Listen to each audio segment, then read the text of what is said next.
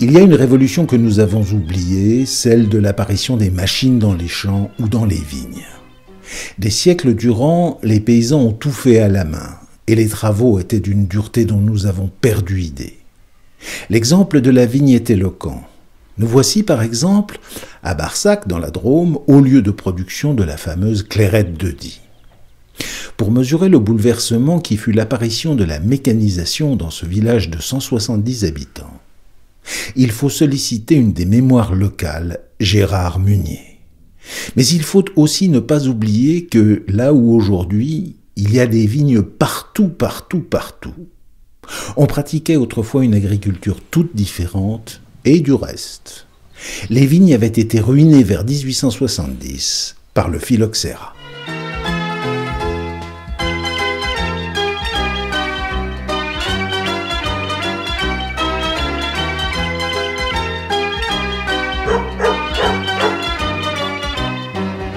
Le vignoble, à un moment, a complètement disparu.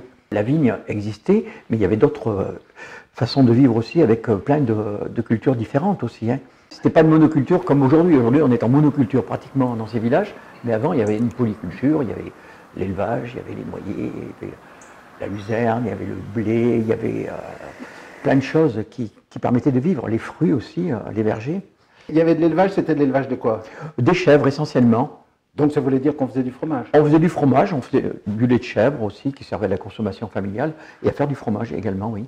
Et puis, j'imagine qu'il y a un peu de cocon de verre à soie. Alors les verres à soie, c'était une période importante aussi pour ces gens-là, qui apportait quand même un plus à l'exploitation, oui. Alors moi j'ai connu la fin de cette époque-là, parce que je suis né en 1951, donc, et le souvenir que j'ai des verres à soie, on en faisait à l'école de Barsac. Dans ce qu'on appelait la salle des fêtes, on élevait des vers à soie quand je suis rentré à l'école à Barsac, c'est-à-dire en 1956.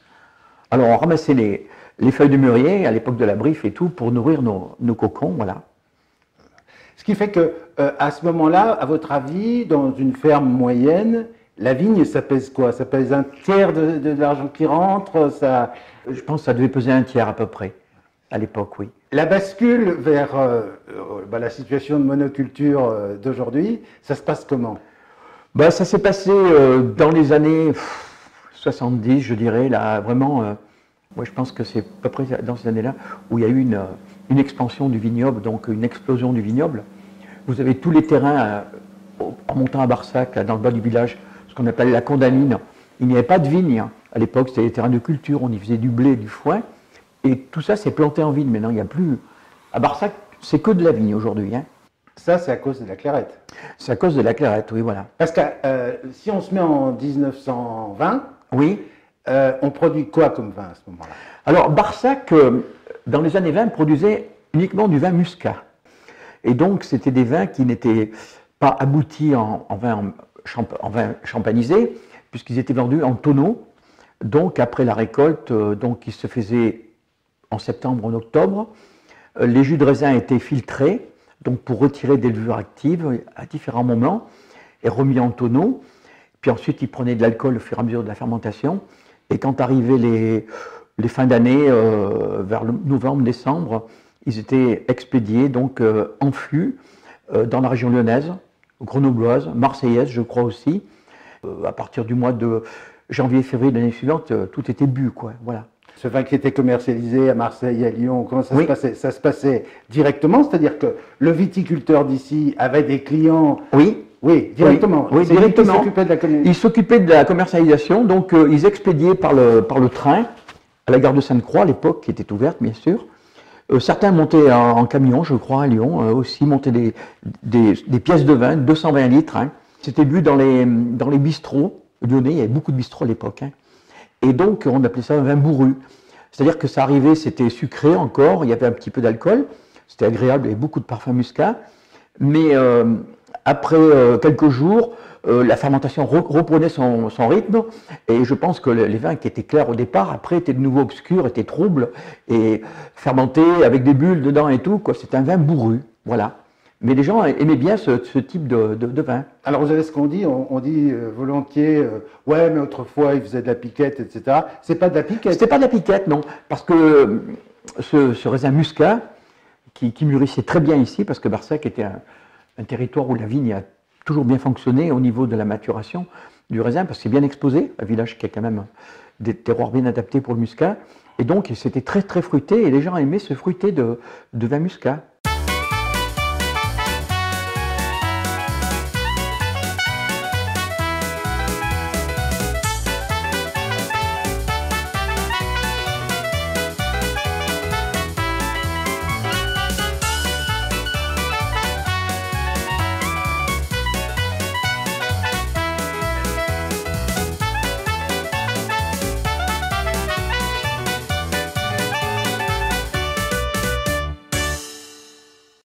Et alors, l'idée de la clairette, ça vient comment?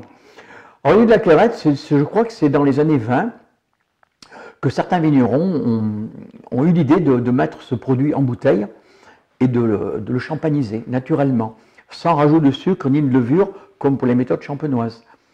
Donc, ils ont expérimenté ça, ils ont bouché dans des bouteilles en verre, bien sûr, mais au départ, ils ont eu des gros problèmes parce qu'il y avait trop de sucre restant, résiduel, et donc des fermentations trop élevées, avec une pression énorme, et les bouteilles explosaient.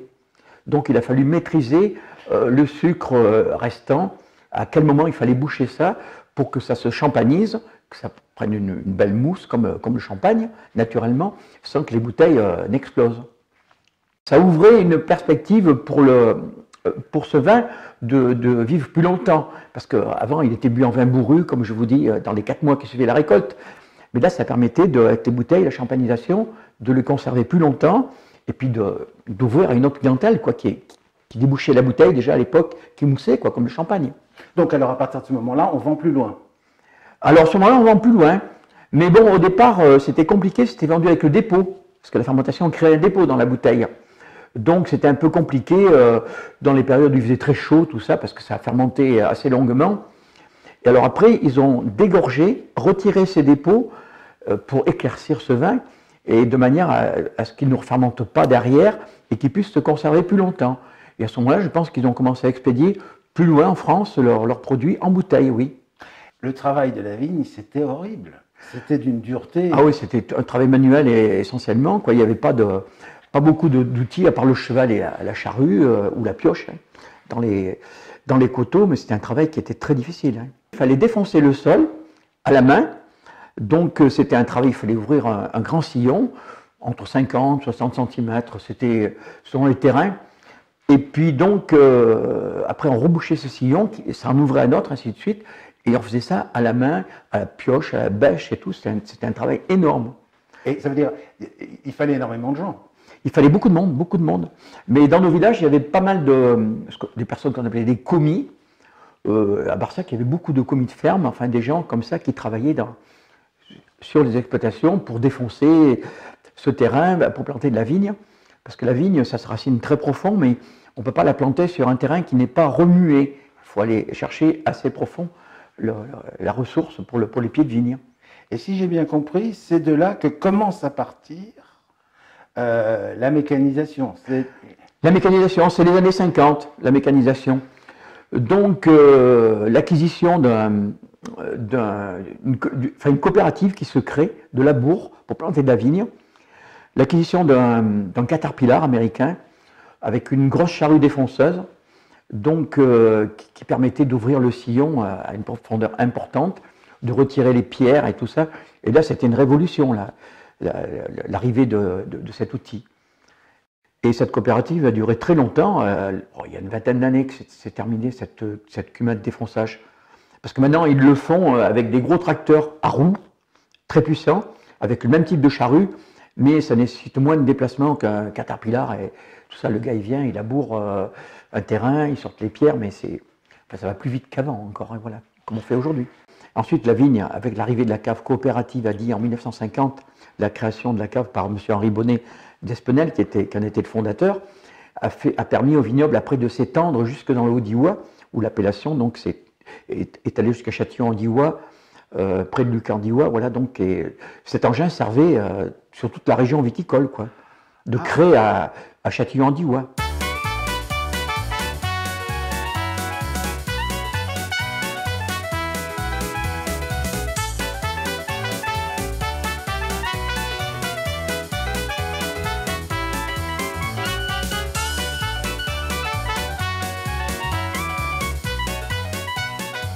Vos grands-parents, qu'est-ce que vous diriez sans être indiscret? Vous diriez que c'était des gens qui tiraient le diable par la queue, ou est-ce que vous avez l'impression qu'ils ont vu arriver quand même une certaine aisance par la Clairette? Disons que c'était une autre façon de vivre, avec cette polyculture, il y avait la vigne, mais il y avait d'autres choses pour vivre à côté. Donc je ne dirais pas qu'ils tiraient le diable par la queue, mais c'était des gens qui bossaient, qui faisaient du jardin, qui faisaient du potager, qui avaient des arbres fruitiers. Donc ils vivaient pratiquement en autarcie à l'époque. Mais je pense qu'ils n'étaient pas malheureux de vivre comme ça non plus. Il n'y avait pas cette société de consommation à outrance, tout ça, comme aujourd'hui, quoi. Et cette organisation coopérative, à votre avis, est-ce que elle a débordé sur d'autres choses? Parce que vous avez dit tout à l'heure vous-même que, par exemple, il y avait du blé, que, par exemple, il y avait des cocons. Alors, est-ce qu'on s'associait aussi pour les autres cultures? Oui, notamment la récolte du blé, des céréales. Moi, quand j'étais gamin, à l'époque, la récolte se faisait à la main, manuellement, avec des faucheuses et des chevaux. Et puis mon père, qui était un peu un précurseur, qui avait acheté un tracteur, un des premiers tracteurs au village, avait acheté une machine qu'on appelait une ligueuse, donc qui fauchait les champs de blé, et donc qui faisait des gerbes, donc qui étaient des bottes serrées déjà mécaniquement, avant que tout se faisait à la main. Et ensuite, ces gerbes de blé étaient assemblées tout près de la maison, là, sur le pré à côté, au château. On faisait des grandes meules de blé. Et il existait une autre coopérative qui s'était créée aussi, de battage, après la guerre, mais les années tout de suite après-guerre. Donc ils avaient investi dans une batteuse à l'époque, un tracteur pour la faire tourner. Et ça se déplaçait, cette machine, entre Vercheny, Barsac, Ponté, voilà. Et il y avait une grosse entraide pour cette période de battage. Donc, est-ce que ça veut dire, à votre avis, qu'il y avait un état d'esprit particulier ici? L'idée qu'on collaborait plus facilement? Ah oui, il y avait, ça, moi j'ai connu une grosse entraide entre les gens, tout à fait. Grosse entraide, qui aujourd'hui a beaucoup disparu avec la mécanisation moderne. Avec aujourd'hui, bon, tout est mécanisé à fond, mais j'ai un peu de la nostalgie de cette époque du passé, qui était quand même une époque de vie où les gens se rencontraient plus, quoi, donc collaboraient ensemble. Voilà. Puis il y avait la récolte des noix aussi, des noyers. Les veiller, casser les noix, trier les noix ensemble. Parce que la récolte des noix, les cerneaux étaient aussi quelque chose de lucratif pour les familles. Qu'on vendait à quoi? Qu'on vendait dans des pâtisseries, pour de la confiserie, de la pâtisserie, oui, les noix, les cerneaux de noix. Et puis le reliquat des cerneaux de noix, tout ce qui était noir, un petit peu abîmé, ils en faisaient de l'huile de noix. Et racontez-moi l'arrivée du premier tracteur. Alors, l'histoire que j'ai de mon père, quoi. Mon père était un garçon qui était né dans un village à côté de Barsac, à Poney-Saint-Auban, à 15 km d'ici. Mais mon père était quelqu'un de mal aimé par son père. Donc, il avait dû déserter l'exploitation familiale. Son père ne voulait pas qu'il continue avec lui. Et donc, il est parti avec un cheval. Et il a travaillé à Fasson, à l'époque, dans les vignes, pour Pierre Paul-Jacques. Puis il est arrivé à Barsac avec son cheval, sa petite dot. Et il a travaillé pour ma grand-mère.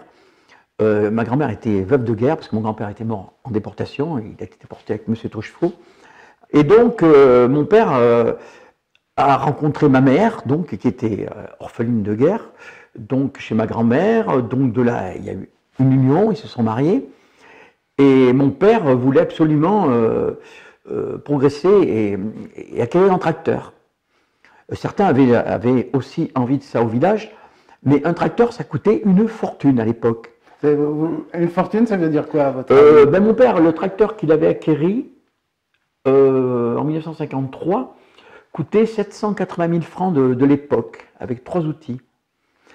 Mais il avait ciblé sur un tracteur utile à la vigne, pas un tracteur uniquement agricole pour labourer des terres à blé, mais un tracteur qui puisse avoir des voies étroites et passer dans les vignes.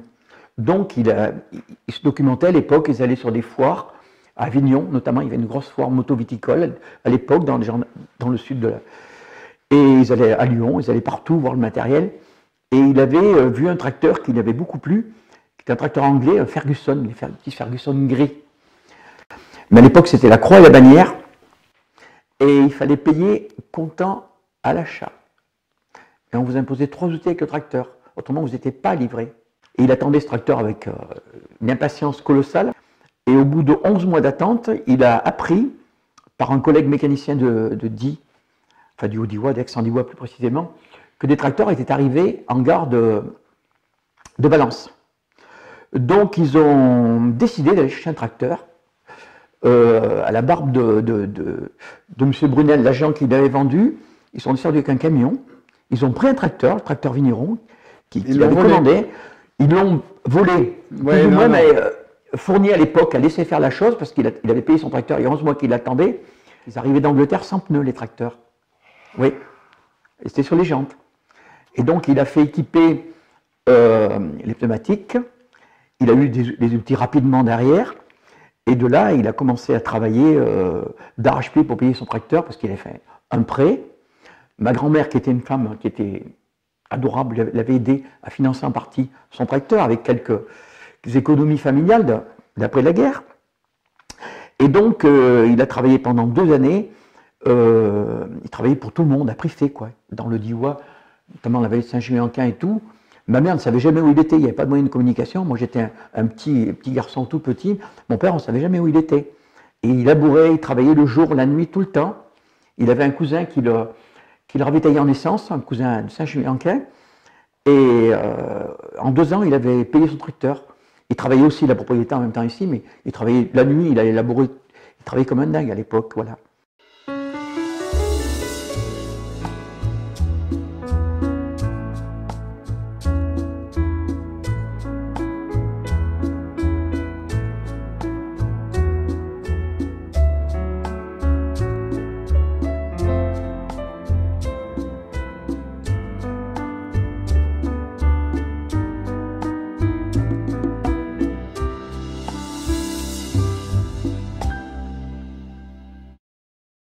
Quand mon père a commandé ce tracteur, après tout le monde a voulu acheter des tracteurs.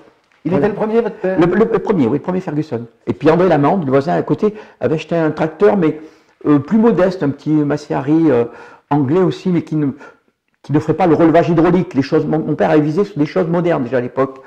On peut imaginer que des gens qui s'équipent comme ça, alors bien sûr, il y a votre père qui en somme se loue, Oui. Mais on peut aussi imaginer que du coup, il y a des gars qui soient tentés d'acheter de la surface à côté ou d'en louer pour élargir leur propre propriété. Oui, je pense, vous avez raison. Mon père, après, donc, quand j'étais dans les années 56-57, donc, a fait une extension d'exploitation de Barsac à l'époque, en louant des terrains à Vercheny. Donc, on travaillait pas mal de terres agricoles, à Vercheny, des terres à blé essentiellement, voilà. Du coup, cet esprit de coopération que vous avez dit, les gars qui se mettaient ensemble pour acheter quelque chose, il n'y a pas un moment où on est devenu un peu concurrents? Le truc, c'est qu'ils avaient l'idée de créer d'acheter en coopérative un tracteur pour travailler la vigne, un tracteur à chenilles, pour passer dans les coteaux, parce qu'il est vrai que le tracteur à roues dans les coteaux n'était pas évident, c'était trop escarpé, qu'avec les tracteurs chenillards, on peut passer dans des coteaux plus facilement. Mais malheureusement, ils avaient beaucoup de réunions à l'époque pour créer cette coopérative. Mon père était un type jeune à l'époque, impatient. Ils avaient affaire à une génération un peu plus âgée qu'eux. Ils n'arrivaient pas à choisir le choix d'un tracteur. Mais autrement, ils étaient quand même partis au départ sur un esprit coopératif pour acheter du matériel en commun. Ça s'est fait après à Barsac parce qu'il s'est créé une coopérative dans les années 55, je pense, où ils ont acheté un tracteur pour labourer les vignes aussi, en coteaux, très en coteaux. Ces gars ne se sont pas trouvés un peu en concurrence les uns avec les autres, les différents viticulteurs Si, mais c'était une bonne concurrence. À Barsac, il y a eu jusqu'à 23 caves. Je crois qu'il en reste 7 aujourd'hui. Mais c'était une bonne concurrence. Les gens, la clientèle après s'est développée avec le temps, avec la mise en bouteille, avec la champagnisation de la clairette. Il y a une clientèle régulière qui venait s'approvisionner à Barsac, de la région lyonnaise notamment, grenobloise. Tout ça, puis des gens allaient livrer, mes parents allaient livrer de la clairette à Lyon, à Grenoble. Il louait un camion? Non, mon père avait... Le premier véhicule qu'il a eu, c'était la voiture de mon grand-père, une C4 Citroën, mais qui n'a rien à voir avec la C4 d'aujourd'hui, qui était une voiture qui était commerciale, dans laquelle on pouvait mettre une barrique de vin, enfin une pièce de vin, ou bien des bouteilles dans des cajots à l'époque, en bois.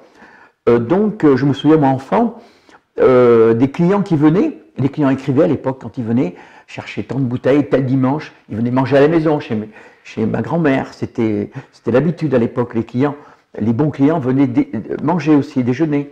L'appellation d'origine contrôlée, d'abord c'est quand et qu'est-ce que ça change? Alors l'appellation contrôlée, j'en ai parlé avec Alain, je crois que c'était en 1943, l'appellation, l'AOC. C'était quand même un produit unique, la Clairette de Die. Hein. Un vin qui devient effervescent naturellement, sans rajout de sucre ni de levure, c'est un produit formidable. Et vous faites... ça s'explique comment? Parce qu'ils auraient pu partir de vin blanc sec comme le champagne, laisser fermenter totalement le raisin, enfin le jus de raisin, et puis ensuite remettre des levures et du sucre pour qu'il recrée une fermentation dans la bouteille. Mais ils avaient fait le choix, eux, pour garder la subtilité, le goût du muscat, de garder du sucre résiduel qui allait faire ce travail dans la bouteille sans rajouter de levure ni de sucre de rajout. Donc c'est vraiment très typique à la Clairette de Die, ça. Hein. Alors on parle beaucoup de la vigne, c'est normal à Barsac. Mais donc vous avez dû, comme jeune homme, voir disparaître un peu les autres activités. Peut-être bien que lorsque vous étiez jeune, vous... Ah oui, bien sûr, tout à fait, tout à fait. Par exemple, les cultures comme la luzerne, la graine de luzerne. Barsac faisait beaucoup de foin et de la graine de luzerne. Et qu'elle vendait où? Et qu'elle vendait dans les Hautes-Alpes, jusqu'en Italie. Et ça se vendait très cher, la graine de luzerne. Hein. Le rapport était bien pour les gens. Alors moi, j'ai vu disparaître ça. J'ai vu disparaître le blé à Barsac. À Barsac, il n'y a plus un épi de blé qui est semé aujourd'hui. Je vous écoute là et je me dis quand même tout ce qu'il me raconte. Dis donc, vaut mieux être c'est masculin votre truc, c'est du viril, hein, parce que j'imagine pas qu'il y avait des femmes dans les vignes en train de... Aussi, les femmes bossaient beaucoup. Ah ouais? Oh là, vous savez, les femmes, elles ont eu des époques de vie. Bon, il y a eu les guerres de 14. Hein. En 14, tous les mecs, ils étaient au casse-pipe et les femmes faisaient tourner la boutique. Hein. C'était vraiment... j'en parlais l'autre jour à Saint-Juillet-en-Quin, enfin à Saint-Andéol-en-Quin plus précisément, où j'ai des cousins plus âgés que moi, que j'adore, une fratrie de 4 frères. Et on parlait d'une ancêtre de notre famille qui s'appelait Eugénie Olympe, qui était née à Omblaise. Omblaise. Ah oui, je connais bien. Et qui était couturière. Couturière à Saint-Andéol. Elle était couturière dites donc. à Omblaise, elle s'est mariée à Saint-Andéol-en-Quin, et elle livrait, elle faisait des costumes, tout ça, elle livrait à cheval. Elle le livrait, elle montait à cheval, parce que bien sûr, et donc, pendant la guerre de 14, elle est morte un peu après la guerre de 14, elles ont fait tourner l'exploitation en Saint-Juillet-en-Quin, et mes cousins ont des écrits, je crois, de cette époque-là, où elles ont fait 143 kilos de cerneaux, de noix, qu'elles ont triées elles-mêmes à l'époque. Ramasser les noix, travailler les champs, s'occuper de tout et tout et tout. Et à l'époque, les femmes participaient beaucoup à ces travaux dans la vigne pour les tâches quotidiennes de la période de grosse végétation de la vigne. Hein.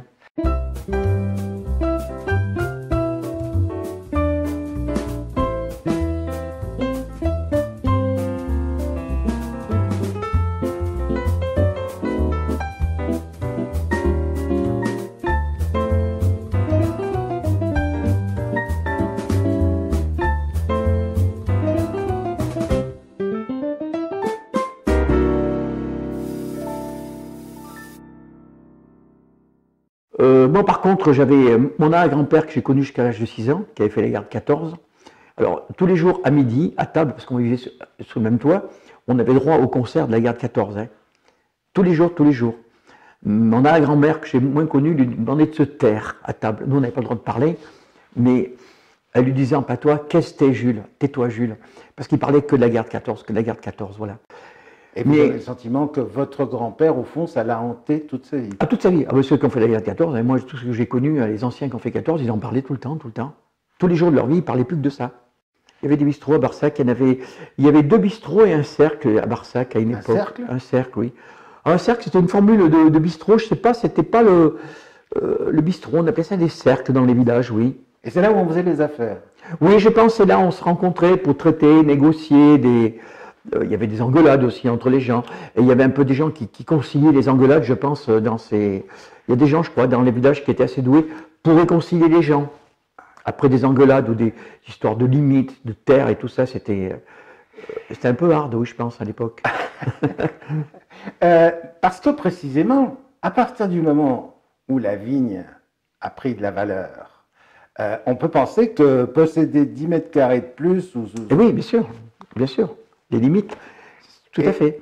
Et d'après ce que j'ai entendu, il y a des gens qui étaient assez doués pour déplacer des limites de terrain, des pierres qui sont enfouies, justement pour gratter un peu du terrain, quoi, voilà.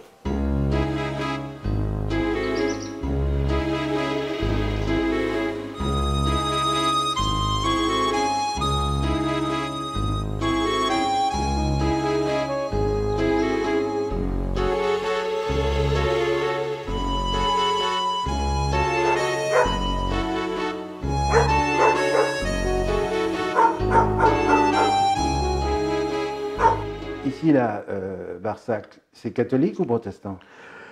C'était les deux. Alors, Barsac était un peu plus catholique, je crois, que protestant.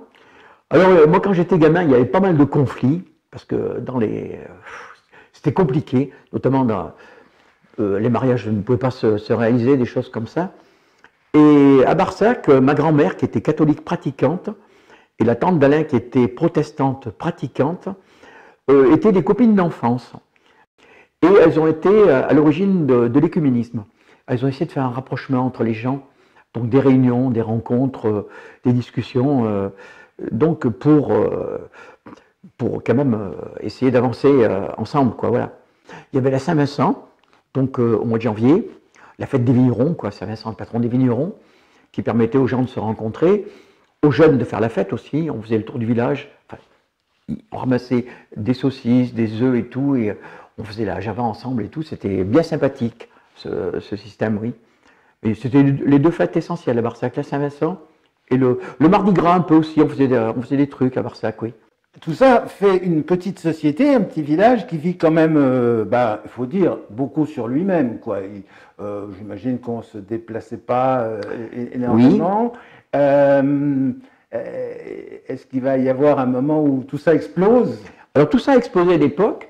Alors les premières voitures, bien sûr, tout le monde n'avait pas des voitures. Au début des années 50, à Barsac, quelques familles possédaient des voitures. Et les gens qui devaient se déplacer pour aller à Die, pour des documents administratifs et autres, les gens allaient à Die le samedi. Et donc, ils se postaient devant l'école, ceux qui cherchaient une voiture, ils cherchaient une occasion à l'époque. Et le premier qui passait, les ramassait. Donc, il y avait quand même une entraide importante entre les gens. Hein. Aujourd'hui, là, les familles qui font Barsac, si je puis dire, oui. C'est les mêmes, je veux dire, les grandes familles historiques. Oui, les grandes familles historiques existent toujours, bien sûr. Oui, elles font Barsac, c'est vrai. Grâce à la vigne. La vigne. Oh ben, sans la vigne, et puis la mécanisation. Parce que je pense qu'honnêtement, la mécanisation a permis. Alors bien sûr, les gens travaillent beaucoup plus d'hectares de vignes aujourd'hui. Il faut travailler plus, il faut investir plus, il faut s'endetter plus. C'est le problème de cette société. Mais sans la mécanisation, sans notamment la vinification, parce que nous c'était la croix et la bannière, la filtration du muscat pendant les périodes de vendange. On passait des nuits à la cave entière à filtrer en fonction du temps, du vent, de la chaleur. On recommençait le lendemain. On menait une vie de fou. Et cette vie de... Parce qu'alors il fallait, enfin vous, les enfants, vous étiez mobilisés aussi. Ah ben on était mobilisés complètement. Moi j'ai connu cette époque, parce que j'étais vigneron aussi après, à mon compte. On n'avait pas le froid. Le froid a permis de maîtriser tout ça. Maintenant, les gens mettent les jus de raisin au froid, et donc il n'y a plus de cette filtration, il n'y a plus tout ce travail à faire et tout. Mais avant, il y avait une surveillance pendant un mois et demi, une vie de dingue. La filtration, parce qu'autrement, les vins, ils passaient en vin blanc sec. Alors pour conserver ces arômes et ces sucres, je ne vous dis pas, le temps, c'était vraiment la croix et la bannière. Et je pense que sans ce froid aujourd'hui, il n'y a plus un jeune à part ça qui ferait une bouteille de clairette de Die aujourd'hui. Il n'aurait pas voulu. On a fait des boulots de dingue. Ouais. Ouais, et le métier a complètement changé. Complètement changé. Mais tant mieux pour eux, hein, c'est formidable. Hein, c'est formidable. Mais bon, ils font des plus grosses productions maintenant, parce qu'à Barsac, il se fait quand même beaucoup de bouteilles de clairette de Die. Donc il faut vendre. Et le problème, c'est que la clientèle ne vient plus au village. Cette clientèle fidèle d'une époque, elle s'est amenuisée avec le temps, le pouvoir d'achat, tout ça, parce que les gens qui pourraient acheter 100 bouteilles de clairette aujourd'hui, ça fait quand même un budget de 600 €, quoi. Je veux dire, les gens ne vont pas mettre 600 € dans la cave d'un coup comme ça aujourd'hui par rapport au prix, quoi. Et les gens, ils achètent dans la grande surface, ils achètent sur une foire, un carton de 6, tout ça. Mais c'est plus comme avant, quoi. Donc il faut aller vendre ce produit maintenant. Donc il faut se faire connaître. Ils vont partout, ils vont en Belgique, ils vont en Hollande, ils font beaucoup de foires, les jeunes et tout. Ils sont courageux. Par contre, là, les week-ends, ils sont partis tout le temps pour aller démarcher et faire connaître leurs produits, quoi. On livrait beaucoup à la Mure à l'époque, à la mine de la Mure. Et on livrait les cités minières, on livrait les barrages hydroélectriques, tout ça. Et mon père avait beaucoup de copains, de connaissances à qui il vendait la clairette, quoi. Et puis, sauf erreur de ma part, il y a eu pour la commercialisation de la clairette tout ce qui est passé pendant longtemps par la coopérative, Oui. mais il y avait à côté, je crois que c'est le cas sur Barsac, beaucoup de personnes qui commercialisaient directement leur propre production Oui. sans passer par la coopérative. Oui. Ils étaient producteurs indépendants et en même temps, ils étaient adhérents à la coopérative. Mais à une époque, les statuts ayant évolué de la coopérative, ils ont eu un choix à faire, c'est une adhésion totale à la coopérative ou quitter la coopérative. Alors l'adhésion totale à la cave demandait, pour certains, d'avoir plus de vignobles pour s'en sortir mieux. Voilà. Alors il fallait trouver des vignes à louer ou acheter, quoi. Disons, ça a créé des tensions à une époque, oui. Mais j'étais jeune, moi, mais ces conflits, j'en ai entendu parler quand même. Hein. Mais aujourd'hui, tout ça est apaisé. Hein.